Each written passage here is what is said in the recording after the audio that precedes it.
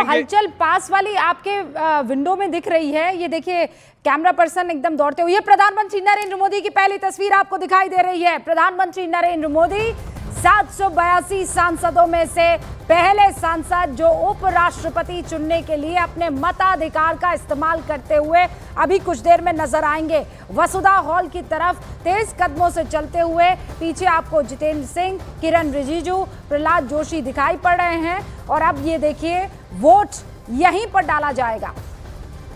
ये secret voting होती है, बैलेट से चुना जाता है उपराष्ट्रपति को।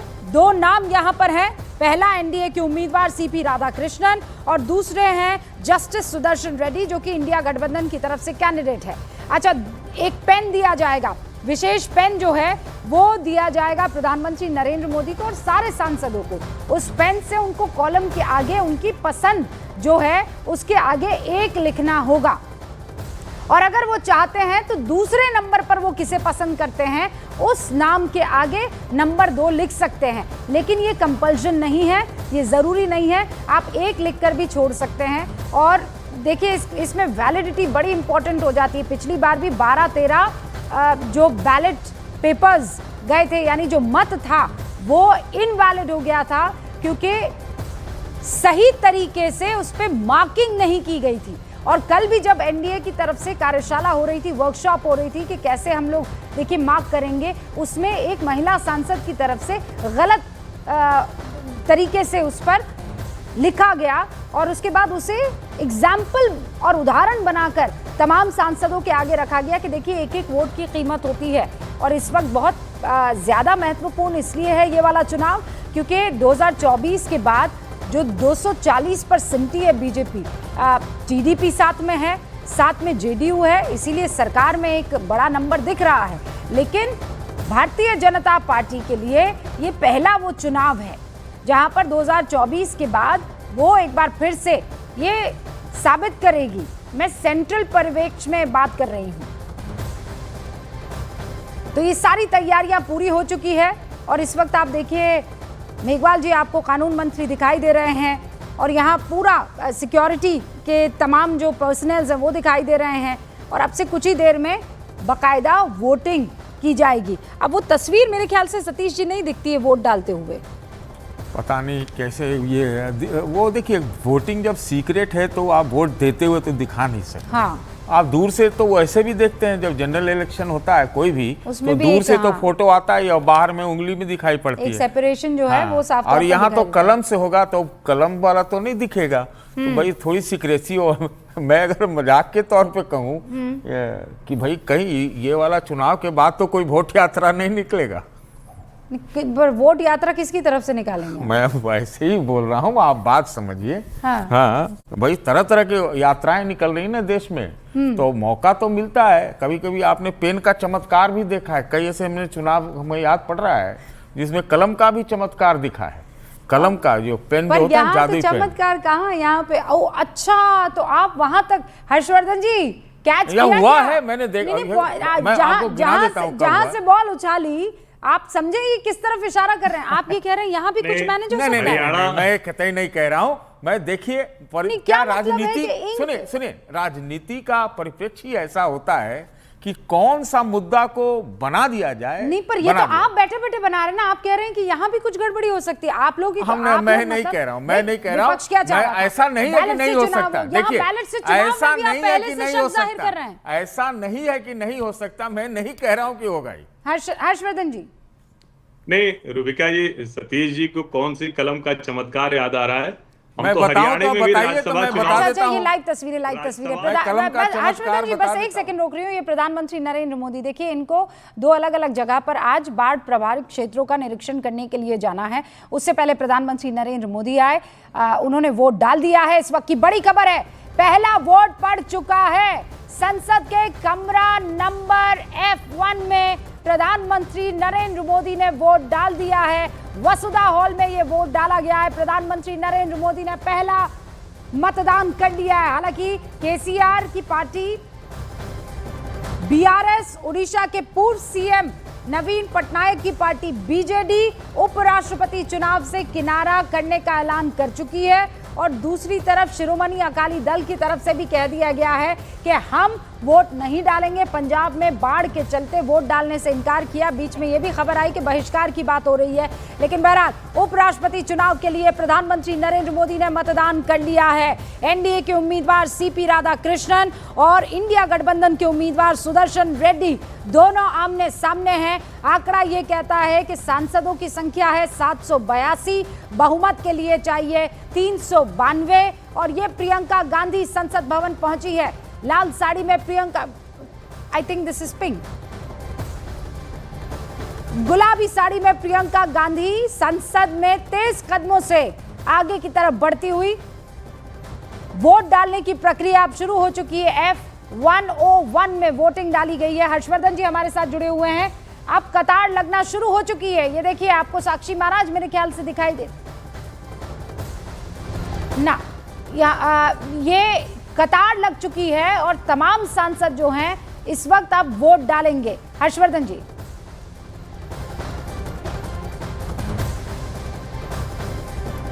सब कुछ तय है, नंबर भी तय है, लेकिन जिस तरह से इस चुनाव को आइडियोलॉजिकल बैटल बनाया गया, और अभी मैं इसके पहले जब बात हो रही थी तो शायद सतीश जी ने कहा कि नहीं, आइडियोलॉजिकल बैटल नहीं है।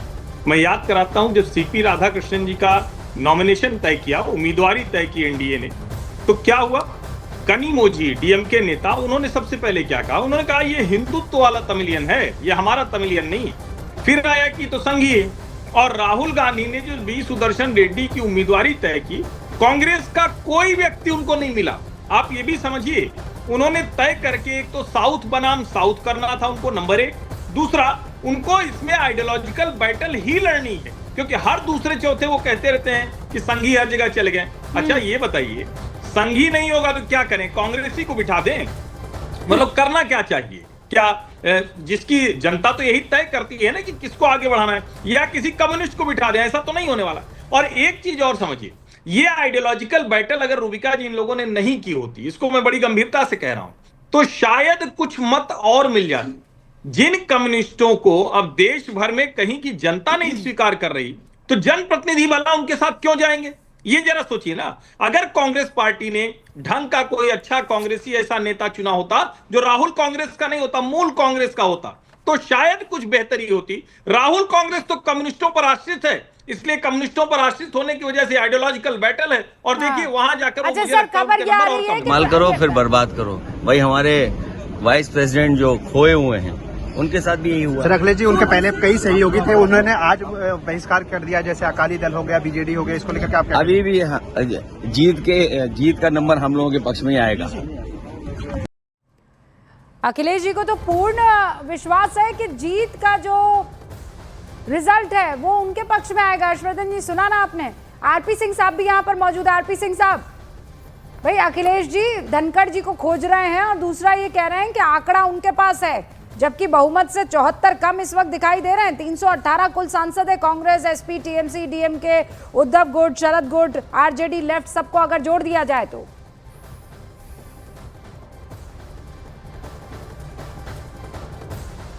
गिनेंगे तो आंकड़ा बदल जाएगा। ये 318 नहीं बचेगा, ये पहली बात।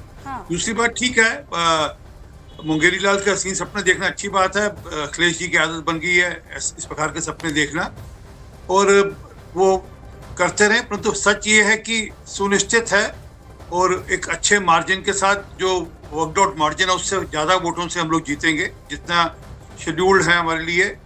जो आंकड़ा इस समय संसद का है, उससे अलावा भी वोट पड़ेंगे, और ये शाम आते आते आपको रिजल्ट क्लियर हो जाएगा। शाम 6 बजे देखिए वोटों की गिनती शुरू हो जाएगी और लगभग 6:30-7 बजे आप ये एक्सपेक्ट कीजिए कि ऐलान हो जाएगा कि देश का नया उप राष्ट्रपति कौन होगा, एनडीए का उम्मीदवार या इंडिया गठबंधन का उम्मीदवार। दोनों नाम आपके सामने हैं। दोनों के पास अभी जो वोट बता रहे, देखिए चाहे राज्यसभा में हो, लोकसभा में हो, एनडीए के जो सांसद हैं वो ऑब्वियसली अपने कैंडिडेट को चुनेंगे, और जो इंडिया गठबंधन के सांसद हैं वो अपने कैंडिडेट को चुनने वाले हैं। लेकिन इसमें चूंकि व्हिप नहीं होता है, पार्टी की तरफ से एक नोटिस जो है वो जारी नहीं किया जाता है कि आपको इसी को वोट करना है, बस ये आग्रह की जाती है। ये आप रिक्वेस्ट कर सकते हैं, इसके अलावा और कुछ भी नहीं कर सकते। और इसीलिए आपने सुना होगा आज सुबह से जब हमने अपना ये विशेष शो शुरू किया था, तब से आपने न जाने कितनी मर्तबा अंतर्मन की आवाज़ को सुन लिया होगा। हर्षवर्धन जी भी हमारे साथ है, अजय राय भी हमारे साथ। अजय जी, ये बड़ा कॉन्फिडेंट इस वक्त अखिलेश यादव नजर आ रहे थे, कह रहे थे कि नहीं पक्ष में हमारे आएगा फैसला, कैसे?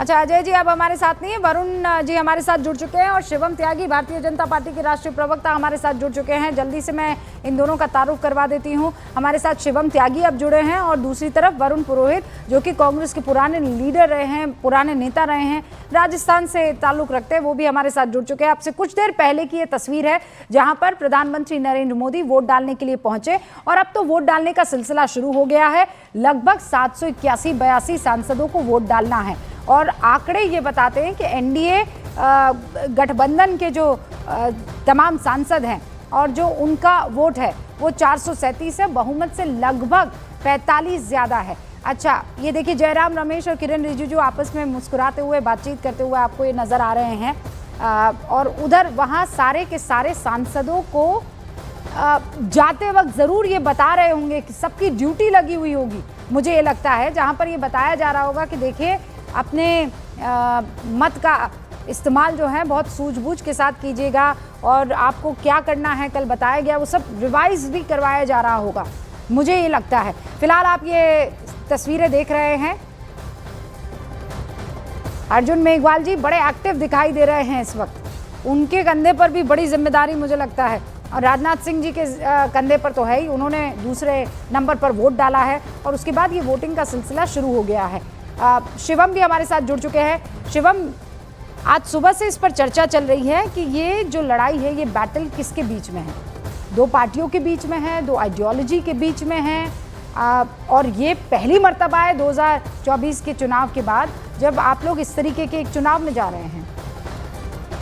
रोबिका जी, ये दो विचारधाराओं के बीच में है, ये उस विचारधारा के बीच में है जो इस देश में एक्सट्रीमिज्म नक्सलिज्म के साथ में है और एक वो विचारधारा है जो उसके खिलाफ है, जो उसको बिल्कुल ख़त्म करने के लिए इस देश में तैयार है। एक वो विचारधारा है जो इंडिपेंडेंट जुडिशरी की बात करती थी लेकिन एक एक्स जज को लेकर आए और आज इंडिपेंडेंट जुडिशरी वाली जो कहानी है वो पूरी तरीके से समाप्त हो गई। ये उस विचारधारा के बीच में है कि जहां इस देश में फ्री एंड फेयर इलेक्शंस हों, चीजें क्लियर हों और एक आदमी जिसका एक पॉलिटिकल आइडियोलॉजी पूर्व में रहा। बताइए ना, बीआरएस को बीजेडी को आप लोग मना क्यों नहीं पाए, क्या वजह थी? मैं मानता हूं हर किसी का अपना एक अधिकार है, उपराष्ट्रपति के चुनाव पर आप लोग तो मनाने के लिए माने जाते हैं, जाने जाते हैं, क्यों नहीं मना पाए? लेकिन बावजूद उसके कंफर्टेबल मेजोरिटी में हम हैं, मुझे लगता है कोई स्ट्रगल कहीं किसी तरह का है नहीं। और जो अंतर्मन सुबह से हो रहा है मुझे तो नहीं लगता 1976 के बाद से कभी कुछ ऐसा हुआ हो जब नीलम संजीवा रेड्डी और वीवी गिरी के बीच का ही कहानी हुई थी। भाई उस समय इंडिकेट सिंडिकेट की लड़ाई थी, इंदिरा जी की लड़ाई कांग्रेस से थी, तो वहां पर एक बार ऐसा हुआ, उसके बाद कभी ऐसा हुआ नहीं। तो मैं ऐसा मानता हूं कि ये दिल बहलाने को गालिब ये ख्याल भी अच्छा है कि वो एक्स जज को जो है कैंडिडेट बना दिया, उनको खुश कर दिया, जानते वो हैं कि जीतना उन्होंने है नहीं। और कहीं ना कहीं एक क्लैरिटी बहुत है कि सब जानते हैं इस बात को कि एनडीए के कैंडिडेट भारी बहुमत के साथ जो है विजयी होंगे, उपराष्ट्रपति पद पर आसीन होंगे। परंतु इसमें उससे भी महत्वपूर्ण बात जो है, एक व्यक्ति जिसने सल्वाडोरम नाम की जो मूवमेंट थी उसको स्ट्राइक डाउन किया, एक व्यक्ति जिन्होंने भोपाल गैस कांड में जिनकी फाइल खोली जानी थी, जो केस फिर से ओपन होना था वो नहीं होने दिया, उनका जो एक बैकग्राउंड रहा, और पॉलिटिकल पार्टी एज कांग्रेस जिसका एक स्टैंड रहा जहां पर वो हमेशा कहते थे कि जुडिशरी इंडिपेंडेंट होनी चाहिए, वो एक साथ एक ही उपराष्ट्रपति के कैंडिडेट होने पर समाप्त हो गया। वरुण जी, मैं चाहती हूं पहला आप यहां पर रिएक्शन दे दें और रिएक्शन इस बात को लेकर है माफ कीजिएगा, इस बात को लेकर है कि ये जो लड़ाई है ये महज दो चेहरों के बीच में नहीं है, आइडियोलॉजी को लेकर है। आप कह रहे हैं संघी हैं, ये कह रहे हैं लेफ्टिस्ट हैं। क्षमागणी और मैजेस्टी, हुक्म। पितृपक्ष चल रहा है तो मैं मेरे अपने जो फोर फादर्स है, कॉन्स्टिट्यूशनल मेकर्स हैं, उनको नमन करूंगा, क्योंकि आप जो जिस चर्चा कर रहे हो उपराष्ट्रपति राष्ट्रपति पद के लिए, उन्होंने दलगत राजनीति से ऊपर उठे, इसलिए विप वगैरह के सब आपने जो एक्सप्लेन कर रहे हो आप टीवी पे, इसलिए बनाया कि दलगत राजनीति से ऊपर हो और चुनाव निष्पक्ष हो। और जो चुनाव शब्द आ जाता है तो लोकतांत्रिक व्यवस्था जो देश के अंदर है, पार्लियामेंट्री इलेक्टोरल डेमोक्रेसी, तो चुनाव होना चाहिए। मैं भारतीय जनता पार्टी के बहुत से नेताओं को सुन रहा हूँ ये सिंबॉलिक है, चुनाव लड़ रहे हैं, जीत रहे हैं। अरे भाई, चुनाव का मतलब ही जीतना लड़ना है। अटल जी अडवाणी जगह युग था तो हारते थे, तो क्या मतलब लड़ते नहीं हो चुनाव? 1-2 सीटें आती तो भी लड़ते थे अटल जी अडवाणी जी के युग में भारतीय जनता पार्टी। तो ये जो फासिस्ट मानसिकता है ना, चुनाव लड़ी क्यों रहे हैं, चुनाव जीत नहीं सकते, क्यों लड़ रहे हैं, इस प्रकार का नरेशन जो क्रिएट किया जा रहा है वो अजीबोगरीब है। वो आज ठीक है 11 साल में हो रहा है तो उसका भी अंत आने वाला है।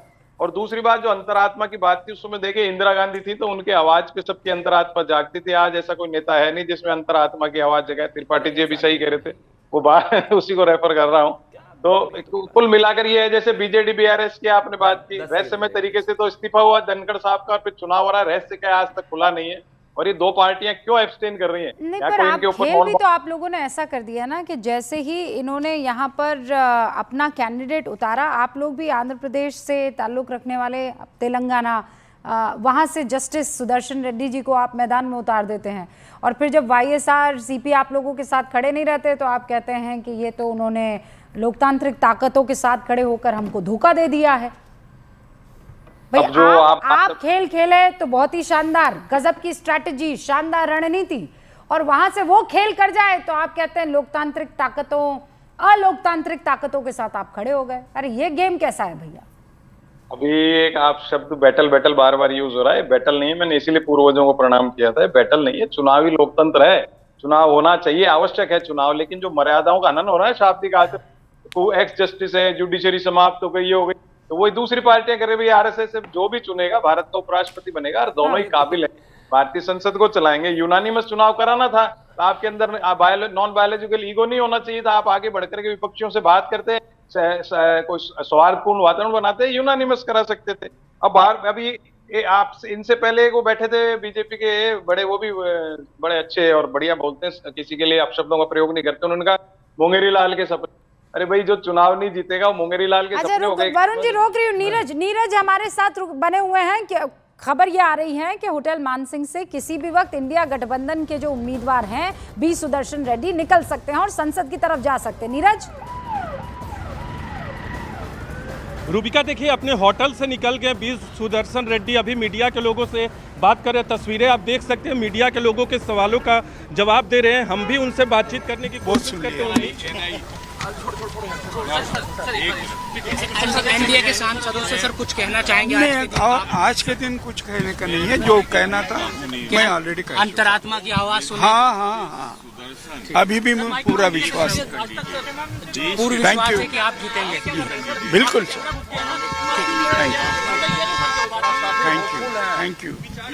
Thank you, please. आपका मैसेज आज का क्या है? आपका मैसेज होगी राधा कृष्णन जी की, वो और क्या कहेंगे? मेरे जीत होगा वो कहेंगे क्या? जस्टिस, ये भी कोई सवाल है क्या? नहीं, आप क्या कहेंगे sir? What is your hope? कितने होपफुल हैं? I am more than hopeful that I am going to win this election. आपने पिछली बार बातचीत में कहा था कि आपकी जीत होगी, अगली बार जब आप बात करेंगे तो उपराष्ट्रपति से बात करेंगे, हमसे बातचीत में बिल्कुल बात करेंगे, वो तो कल बात करेंगे ना। Thank you. देखिए, बिल्कुल राधा कृष्णन ने जो दावा किया है एनडीए के उम्मीदवार ने कि उनकी जीत होगी, उस पर साफ कहना था कि वो उम्मीदवार हैं, वो तो दावा करेंगे ही। लेकिन आज भी निकलते वक्त न्यूज 18 इंडिया के सवाल में रूबिका, उन्होंने कहा कि आप कल उपराष्ट्रपति से बात करेंगे। आपको याद होगा पिछली बार जब इनसे बातचीत हुई थी तो उन्होंने कहा था कि जब आप चुनाव के परिणाम आएंगे तो आप उपराष्ट्रपति के तौर पे हमसे बातचीत करेंगे। तो यहाँ से निकल गए हैं और ये तो कह रहे हैं कि एक्सक्लूसिव तौर पर इस वक्त बात कर रहे थे इंडिया गठबंधन के जस्टिस रेड्डी से। बी सुदर्शन रेड्डी ये कह रहे हैं, I am more than hopeful, मैं उम्मीद से ज्यादा इस वक्त उम्मीद कर रहा हूं कि मैं ही विजेता रहूंगा। तेलंगाना के रंगा रेड्डी में जन्मे, 1946 में वकालत शुरू की उन्होंने हैदराबाद कोर्ट से, और आज की तारीख में उपराष्ट्रपति पद के लिए चुनाव में कैंडिडेट के तौर पर खड़े हुए हैं। अरुण का रुख कर लेते हैं, उनके पास भी कोई जानकारी शिव, मैं आपके पास आती हूँ फिर मैं। अरुण, देखिए रूबिका तस्वीरें मैं आपको दिखाता हूं। प्रधानमंत्री अब अपना वोट दे करके यहां से निकल रहे हैं। ठीक 10 बजे उन्होंने वोट दिया, 9:52 पे वो संसद भवन पहुंच गए थे और अपने मताधिकार का प्रयोग करके अब देखिए प्रधानमंत्री का काफिला निकल रहा है और यहां से सीधे एयरपोर्ट वो जाने वाले हैं। और उसके बाद पंजाब और हिमाचल में जो प्राकृतिक आपदा आई है, जो बाढ़ आई है, उसका अवलोकन करेंगे, उसका निरीक्षण करेंगे। तो इस वक्त तस्वीरों में आप देखिए विजय चौक से होकर के उनका काफिला प्रधानमंत्री नरेंद्र मोदी का यहाँ से गुजरता है। तस्वीरें देखिए, एक्सक्लूसिव तस्वीरें आपको दिखाई दे रही होंगी। प्रधानमंत्री अगली सीट पर हमेशा से जिस तरह से वो बैठे रहते हैं वहां पर वो बैठे हैं और अब यहाँ से वो निकल गए, यानी विजय चौक पर ये तस्वीरें आपको दिखाई दे रही हैं। जब प्रधानमंत्री ठीक 10 बजे अपने मताधिकार का प्रयोग करने के बाद अब जा रहे हैं एयरपोर्ट और वहां से वो सीधे जाएंगे हिमाचल प्रदेश और पंजाब में। बाढ़ की जो विभीषिका है, जबरदस्त बाढ़ वहां आई हुई है, जान माल का काफी नुकसान हुआ है, काफी खेती बर्बाद हुई है, लोग बड़ी परेशानी में है, मुश्किल में है। और प्रधानमंत्री जब वहां जाएंगे तो जाहिर सी बात है पूरा सिस्टम जो है एक्सिलरेट हो जाता है। पूरे अधिकारियों के साथ बैठक भी उनको करनी, दोनों प्रदेशों के अधिकारियों के साथ उनको बैठक करनी है, दिशा निर्देश देने हैं, केंद्र की तरफ से फंड भी दिया जाएगा, इस तरह की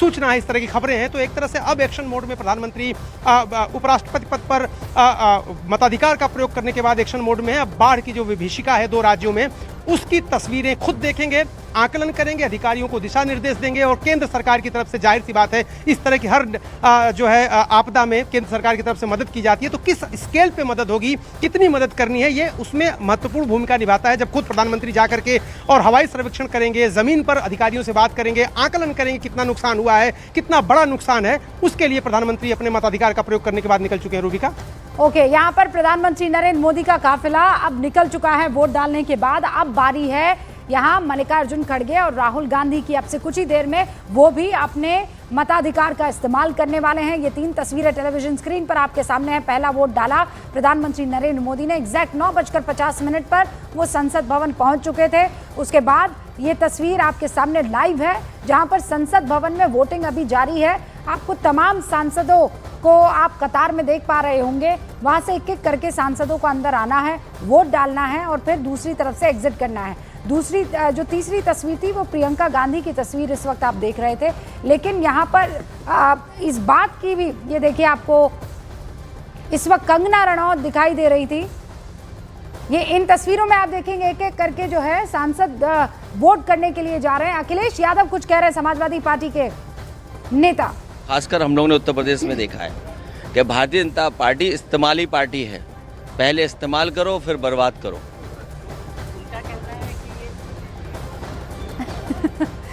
पहले इस्तेमाल करो फिर बर्बाद करो। शिवम जी, आप ही को कह के गए वो है ना एक शेर के मेरा काशिफी मेरा मुंसिफ है, क्या मेरे हक में फैसला होगा। बेचारे इतनी बार इस्तेमाल हो चुके हैं अपने आसपास वाले दलों से, तो क्या अब हर कोई इस्तेमाली लगता है इनको। पहले कांग्रेस इस्तेमाल कर गई, फिर बहन जी के साथ गए, फिर वहां भी लूट हो गई, फिर उसके बाद फिर से 2 लड़के आए, फिर वहां पर लूट हो गई। अब इनको हर कोई धोखेबाज लगता है। लेकिन मैं फिर से घूम के वापस आता हूं वरुण जी पर। वरुण जी एक तो मेरे बड़े भाई है, तो मैं उन पर 2-4 मतलब ऐसे बातें तो कह ही सकता हूं। तो किताबें पीछे लगा लेने से कोई ज्ञानी अगर हो जाए तो बात ही क्या है। इस देश में अनअपोज्ड इलेक्शन उपराष्ट्रपति राष्ट्रपति के पहले भी हुए। प्लीज लड़ना नहीं, सुबह सुबह नहीं। अरे बड़े भाई बोल दिया आपको। अब आज देखिए, आप देख पितृपक्ष भी चल रहा है, आप बड़े भाई भी हैं, तो मतलब आपस में लड़ना जरूरी थोड़ी ना है। प्लीज रुकिए, लड़ते लोकतंत्र प्लीज बीच में नहीं भाई, लड़ना नहीं, आपस में प्यार से बात कर। अपने समय में आप बोलेंगे, मैं चुप रहूंगा। अच्छा मुझे एक चीज बताइए, लोकतांत्रिक मूल्यों का ये मतलब नहीं है कि अनअपोज्ड इलेक्शन नहीं हो सकते भाई। 2 बार देश में सर्वपल्ली राधाकृष्णन अनअपोज्ड हुए, बीडी जट्टी अनअपोज्ड हुए। किताबों से इतनी जेलसी क्यों है, मुझे बताइए। नहीं, वो हर्षवर्धन जी के पीछे की तो किताब इनको दिखी नहीं। वो आप वाली ने कोई ऐसी बात बोली नहीं, आप वाली किताब है आपके पीछे दिखी है। अब वही चीज है, वही तो कह रहा हूँ, फासिस्ट मानसिकता है। किसी के पास किताबें क्यों हो, अनपढ़ रहे, गंवार रहे, खाली कटोरे बजाए। ठीक है वरुण जी, ठीक है, क्यों करते? ठीक है वरुण जी, आपने कितनी किताबें पढ़ी? ओके ठीक है, आप किताबों पर डिस्कशन। हम उपराष्ट्रपति टिप्पणी खूब करो आप, लेकिन बेहुदा मत करो, बुद्धि का प्रयोग करो, इस्तेमाल करो। जैसे मजाक में इतना टच में शिवम जी, आपको भी पता है ना, आपको भी पता है यहाँ पर अच्छा खासा प्यार मोहब्बत में बातें चल रही थी। मैं अभी भी प्यार मोहब्बत नहीं कर रहा हूँ, वही नाराज है, पता नहीं क्यों। देखिए मैं एक चीज कहना चाहता हूँ, मैं किताबों की बात क्यों आई। इन्होंने कहा अरे अटल जी जब भाजपा कुछ नहीं थी तब भी तो लड़ती थी, 2-2 सीटें लाती थी। अरे भाई वो लोकतांत्रिक सेटअप में अलग अलग चीजों को समझिए भाई। रोक रहे, आपको ये तस्वीरें आ चुकी है। प्रधानमंत्री नरेंद्र मोदी ने जब वोट डाला था, ये तब की तस्वीर है। इनफैक्ट वोट डालने के बाद जब पेटी में उन्होंने अपना मत डाला, बैलेट पेपर जब डाला, ये तब की तस्वीर है। और ये आती हुई तस्वीर जब लाइन से उनका स्वागत हुआ, तमाम सांसदों ने, भारतीय जनता पार्टी के काउंसिल ऑफ मिनिस्टर्स भी वहाँ पर थे और ये उसके बाद उन्होंने अपना परिचय दिया, अपना आइडेंटिफिकेशन चेक करवाया और उसके बाद वोट डालने के लिए पहुंचे। मत को पेटी में डाला। तमाम जो वहां पर अधिकारी थे जिनके कंधों पर चुनाव को करवाने की जिम्मेदारी है, उन्होंने प्रधानमंत्री नरेंद्र मोदी का अभिनंदन किया और फिर प्रधानमंत्री नरेंद्र मोदी आगे की तरफ निकल गए। आज पंजाब में उनका दौरा है। 2 अलग अलग राज्यों में बाढ़ प्रभावित क्षेत्रों का दौरा करेंगे प्रधानमंत्री नरेंद्र मोदी। तो ये तस्वीर आपको इस वक्त स्क्रीन पर दिखाई दे रही है। बस अब कुछ ही देर में राहुल गांधी और कांग्रेस के अध्यक्ष खड़गे भी आपको इसी तरीके से वोट डालते हुए नजर आएंगे, लेकिन वोट जो डलेंगे उसके नंबर्स पहले से तय है। जब तक